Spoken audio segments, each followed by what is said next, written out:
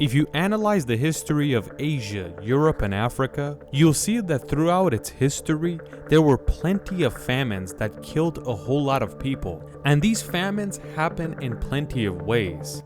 The weather was bad, there wasn't enough water, and the produce all died. A whole bunch of pests attacked the farm, and everything dies. Throughout most of history, people were dependent on the thing that grew out of the ground, because that was what fed them. And if there was no food, everybody would starve.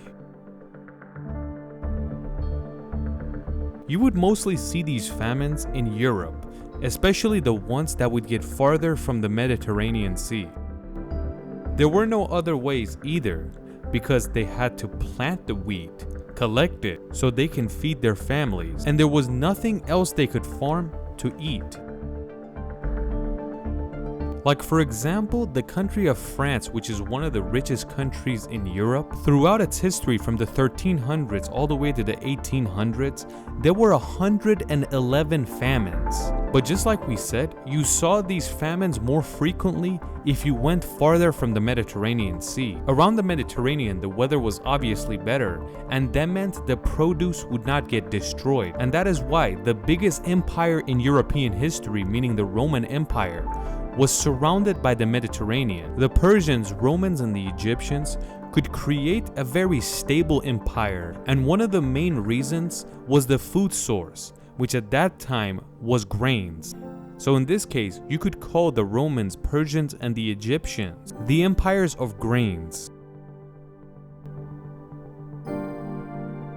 At that time, there were other huge empires that you've probably heard of, like China and India, but they didn't depend on grains.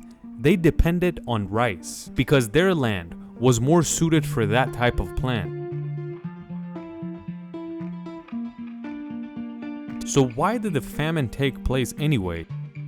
The main reason is that throughout Asia and Europe, most of the land was empty because they're not that fertile, and you can't plant wheat or rice, and they had no other options that they could plant on all this empty land.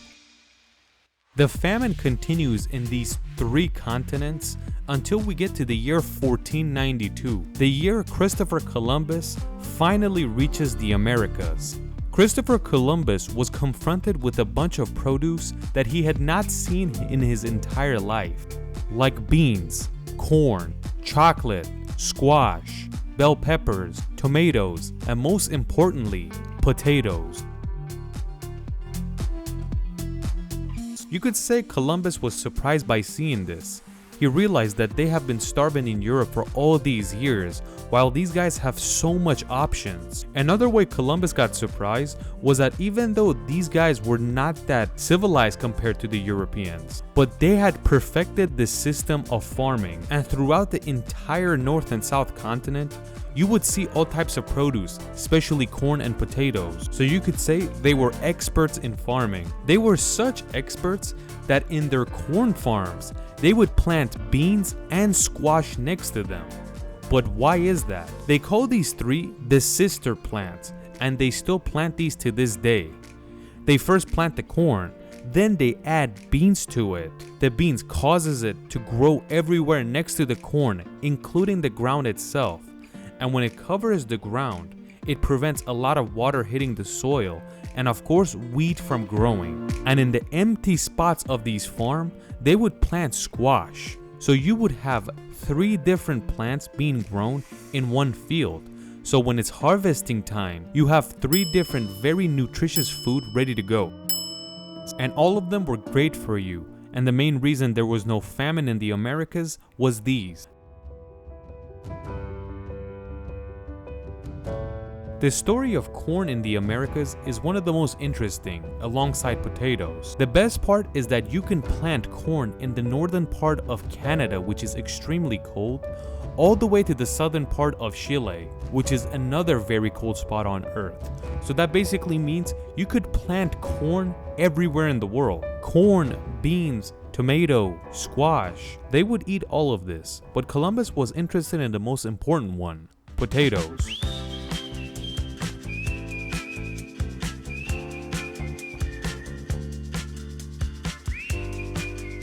Potato is a plant that saved the world from hunger. Another important fact about potatoes is that scientists recently realized that potatoes were a wild plant thousands of years ago, but then Native Americans domesticated it and started planting it and farming it. They domesticate potatoes in a way where you can plant it all the way in the northern part of the continent, all the way to South America, just like corn. But in each part of the continents, they look different and they have a different color to them.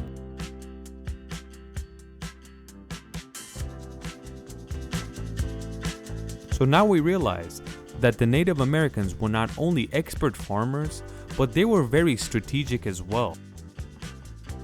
So who cares? We'll see you in the next video. But that was a joke.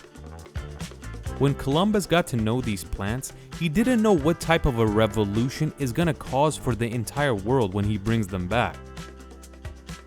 When potatoes finally returned to Europe, it caused a reaction of huge empires being formed. Like France, Britain, Germany, and most importantly, Russia. It was potatoes that made Russia what it is. Before potatoes, European countries could never thrive, and that is why you have to tell the European powers empires of potatoes, because without potatoes, they would never have the potential of being great, except the Roman Empire that was next to the Mediterranean. Wheat is not a very forgiving plant. The weather has to be great, water has to be great, and it could be very easily damaged and ruined. You could kind of compare wheat to a Ferrari, where you want to change a spark plug, it's gonna cost you $10,000. But a potato is like a Toyota. It's not gonna leave you stranded. You can plant them in all types of weather and they won't disappoint you. When potatoes reach Europe finally, it spreads like wildfire and it takes over the entire continent. When potato reaches Asia, especially the Middle East, it doesn't overpower wheat because that was still the #1 thing. But it was still a very positive change. There were seasons where wheat didn't answer, but the potatoes did. Most importantly, potatoes saved Europe rather than anywhere else. If you take a football field size field and plant potatoes there, you're gonna get about 7.5 million calories worth of food. But if you take the same field and plant wheat there, you're gonna get less than 4 million calories, which is almost half that. And in this case, calories means something that makes you feel full and gives you that nutrition you need.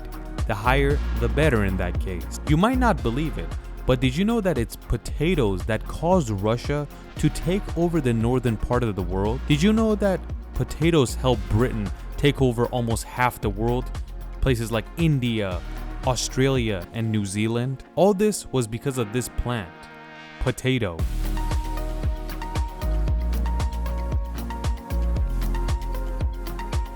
The historian named William McNeill says, if there was no potatoes in Europe ever, the population of this continent would continue to decline, because throughout its history, Europe was losing a lot of people after the fall of the Roman Empire.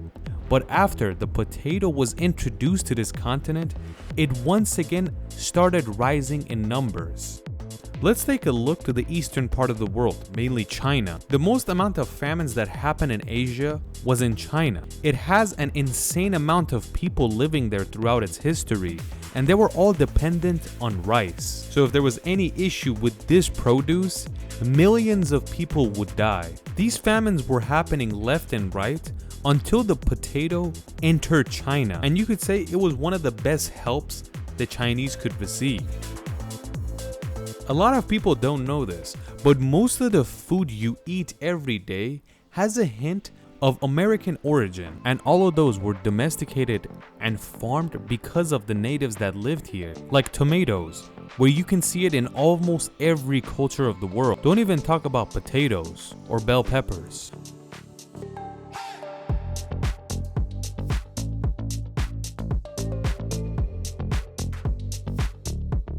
Throughout the history of the Middle East, The main diet was bread, cheese, and meat. And if you didn't have a whole lot of money, you would eat a lot of bread. But the Middle East was much more stable than Europe and China, so the famines were much less frequent than the other two. The cacao plant, meaning chocolate, also came from the Americas, a very healthy plant, but the Europeans kind of ruined it because they added sugar to it, processed it, and created the chocolate we all eat today, which is very good, but terrible for you.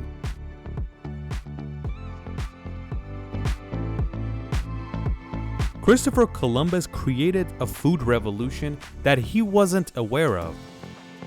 A lot of historians say, even though Christopher Columbus was an a-hole and he treated a lot of people wrong, especially the Native Americans, he did something very important. He brought produce that the world had never seen before, and that is why they call it New World plants. Of course, the Native Americans had a lot to do with saving Europe and Asia. They had created a system and domesticated these plants that were so effective you can plant them everywhere, unlike rice and wheat.